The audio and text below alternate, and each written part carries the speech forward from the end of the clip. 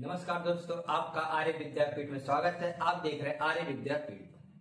जैसे कि हम आपसे बताए थे कि ये जो हमारा केमिस्ट्री यानी क्लास 10 का केमिस्ट्री जो है पहला चैप्टर हमारा आ गया कंप्लीट। क्या हो गया? कंप्लीट। अब देखते हैं उसके बहुविकल्पी प्रश्न लगभग करवाएंगे कम से कम। देखिए कितना करवाते हैं। ठीक है, ये हमारा पूरा तरह क्या जाएगा, रिवीजन हो जाएगा। पूरा क्या जाएगा, एक प्रकार का हमारा पूरा रिवीजन हो जाएगा। चलिए आज हम स्टार्ट करते हैं। पहला क्वेश्चन कह रहा, पहला, इनमें से कौन भौतिक परिवर्तन है? इनमें से कौन क्या है? भौतिक परिवर्तन है। कौन सा परिवर्तन है? भौतिक परिवर्तन है। अब भौतिक परिवर्तन होता क्या? भौतिक परिवर्तन क्या है? कोई अगर वस्तु है उसका आकार आकृति यही सब बदलती है, उसके गुणों में कोई चेंजिंग नहीं आता है, वह हमारा भौतिक परिवर्तन कहलाता है। चलिए देखते हैं क्या क्या ऑप्शन में हमारा है। कह रहा है जंग लगना, एलपीजी का जलना, जो एलपीजी गैस होता है जलना, ये होता है लोहे पे या किसी वस्तु पे जंग लगना। ठीक है, अगला है हमारा दूध से दही का बनना, फिर अगला है बर्फ का पिघलना। अब देखिएगा, यानी जंग लगना यानी लोहा उस पर जंग लग रहा है, इसकी अवस्था क्या चेंज हो रहा है, उसके गुण क्या चेंज हो जा रहा है। यानी एलपीजी का जलना, एलपीजी गैस है जल जा रहा पूरा। ठीक है, फिर अगला है दूध से दही का बनना, ये भी चल जाए, लेकिन इसमें क्या बर्फ का पिघलना या बर्फ का पिघलना जो है ये हमारा भौतिक परिवर्तन। क्या है? भौतिक परिवर्तन है। जैसे बर्फ है उसको पिघलाएंगे जल बनेगा, उसकी वही अवस्था है। फिर उसे हम ठंडा करेंगे फिर बर्फ बन जाएगा। ठीक है, यानी कौन सा परिवर्तन हमारा है? बर्फ का पिघलना, ये हमारा है भौतिक परिवर्तन। कौन सा परिवर्तन है? भौतिक परिवर्तन। आगे देखते हैं, कह रहा इनमें से कौन रासायनिक परिवर्तन है? इनमें से कौन सा रासायनिक परिवर्तन है? ठीक है, अब देखते हैं इसमें। कह रहा संघनन, संघनन, वाष्पन, दहन, हिमीकरण। संघनन क्या होता है हमारा? संघनन यानी कि मतलब जो हमारे वाष्प होते हैं, क्या होते हैं? वाष्प ठंडा होकर तब पानी के रूप में परिवर्तित होते हैं, उसे हम संघनन कहते हैं। वाष्पन, पानी को हम गर्म करते हैं, वाष्प बन के ऊपर उठते हैं, वाष्पन। दहन होता है कोई हम जलाते हैं, क्या करते हैं? जलाते हैं, उस क्रिया को हम दहन कहते हैं। अगला है हिमीकरण। हिमीकरण मतलब होता है तब जल को हम क्या करें? बर्फ में बदले, क्या करे? बर्फ में उसे बदले हिमीकरण। तो अब देखिएगा ये जो हमारा दहन है, क्या है? दहन है, ये हमारा कौन सा परिवर्तन है? ये हमारा है रासायनिक परिवर्तन। कैसा परिवर्तन है? रासायनिक परिवर्तन है। ठीक है, अब आगे की तरफ देखते हैं। चलिए अब आगे की तरफ स्टार्ट करते हैं। ये हमारा है, अगला हमारा है तीसरा क्वेश्चन हमारा है। कह रहा इनमें से कौन सा भौतिक परिवर्तन नहीं है? कौन सा भौतिक परिवर्तन नहीं है? ये चीज बहुत लोग कहते हैं कि भौतिक परिवर्तन है, नहीं, ये पढ़वा नहीं करेंगे तुरंत अच्छा ये है भौतिक परिवर्तन है, नहीं। यहाँ पे क्वेश्चन ध्यान से नहीं, सब वो कोई ध्यान नहीं देता है। जैसे हो गया कौन सा भौतिक परिवर्तन, अरे तरीकी ऐसे मानेंगे कौन सा भौतिक परिवर्तन, अरे पहला ऑप्शन सही या दूसरा जिस पे पहुंच गए सही, ऐसा नहीं। वहां पे एक सब छुपा नहीं, क्या छुपा है?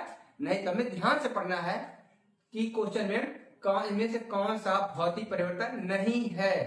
ठीक है, अब देखते हैं कौन सा नहीं है। बर्फ का पिघलना, ये भी भौतिक परिवर्तन है। जल का जलना, ये भी भौतिक परिवर्तन है। जल का वाष्पीकरण, ये भी हमारा भौतिक परिवर्तन है। अगला हमारा दूध का फटना, क्या है? दूध का फटना, ये हमारा एक रासायनिक परिवर्तन। कैसा परिवर्तन है? रासायनिक परिवर्तन है। ऑप्शन हमारा कौन सा? डी सही है।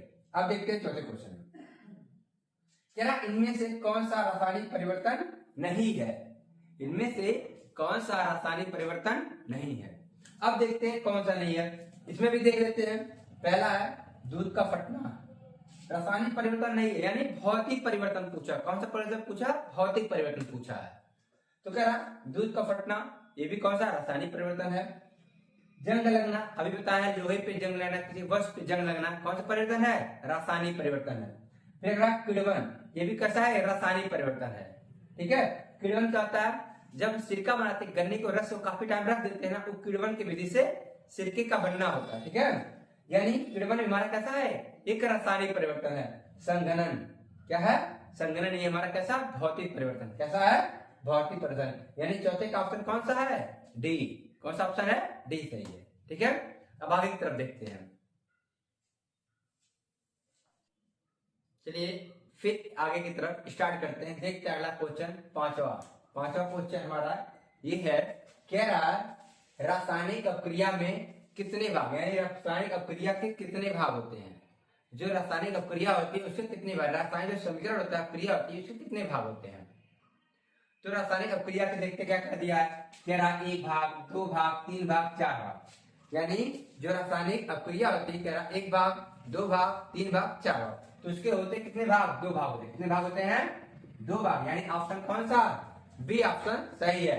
अपक्रिया में ये हमारा होता है उत्पाद, इधर का क्या आता है उत्पाद, इधर का क्या आता है अभिकारक, क्या होता है कारक। यानी 1 भाग इधर 1 भाग इधर। यानी रासायनिक अपक्रिया के 2 भाग होते हैं, यानी एक अभिकारक होता है, दूसरा क्या होता है उत्पाद होता है। ठीक है। उसी प्रकार छठवां है, कह रहा है मैग्नीशियम धातु का वायु में जलना। किसका, मैग्नीशियम धातु का वायु में जलना।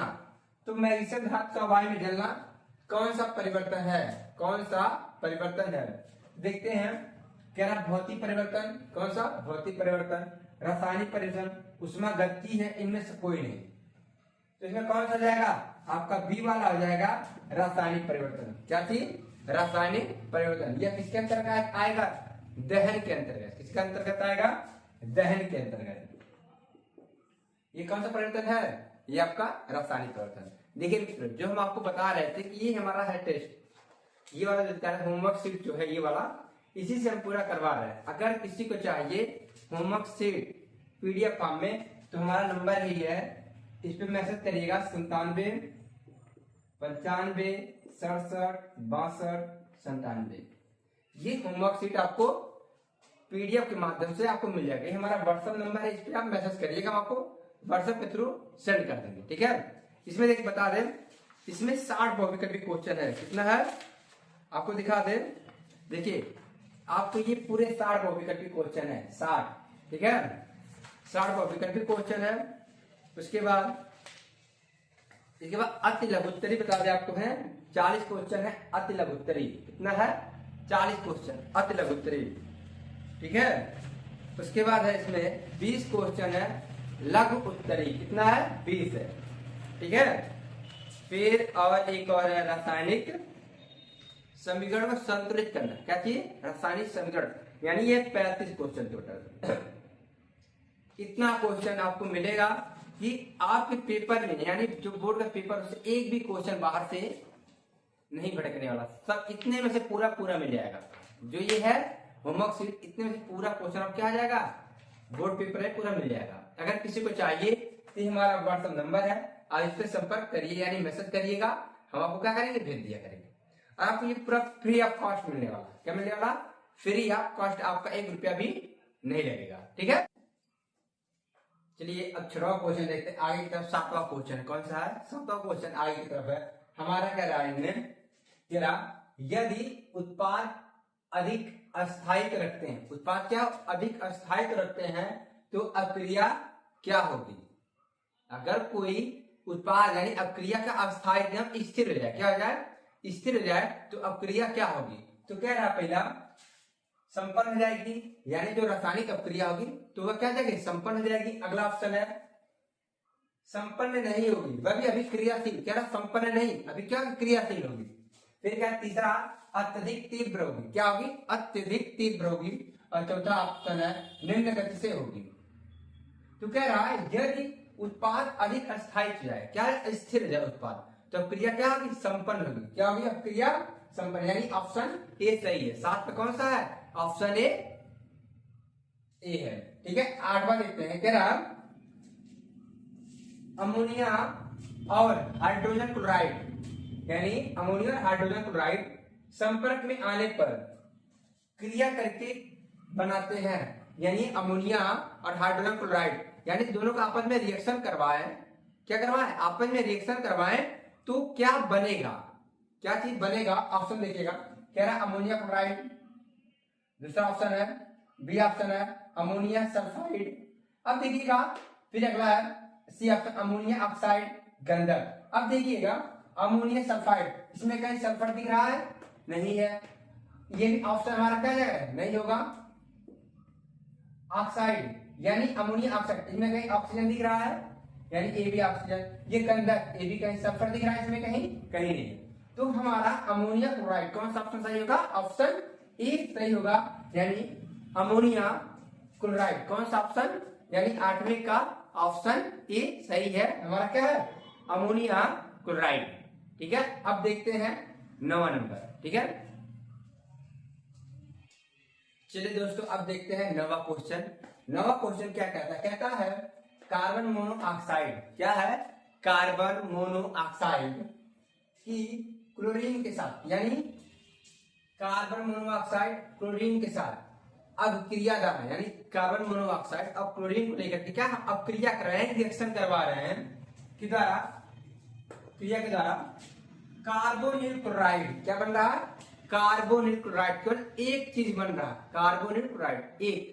अगर जब अब क्रिया में कई प्रकार के होते हैं, ठीक है, तो हमारा अगर एक बनेगा तो हम क्या ऑप्शन में क्या क्या हमारा है, वियोजन, संयोजन, विस्थापन, अपघटन। तो अगर एक बनेगा यानी जब दो अभिकारक आपस में जुड़ के कोई सिंगल उत्पाद बनाते हैं, मुझे क्या कहते हैं, योगात्मक या संयोजन अभिक्रिया कहते हैं। ठीक है, यह संकलन। तुम्हारा कौन सा ऑप्शन सही होगा, 9वें का ऑप्शन बी सही है। कौन सा ऑप्शन सही है, 9वें का ऑप्शन आपका बी सही है। ठीक है, अब देखते हैं 10वां क्वेश्चन है, कह रहा जब कॉपर सल्फेट के विलयन, यानी कोई कॉपर सल्फेट का विलयन है, क्या है कॉपर सल्फेट का विलयन है में लोहे का टुकड़ा डालते हैं, क्या डाल देते हैं, लोहे का हम टुकड़ा डाल देते हैं, तो कह रहा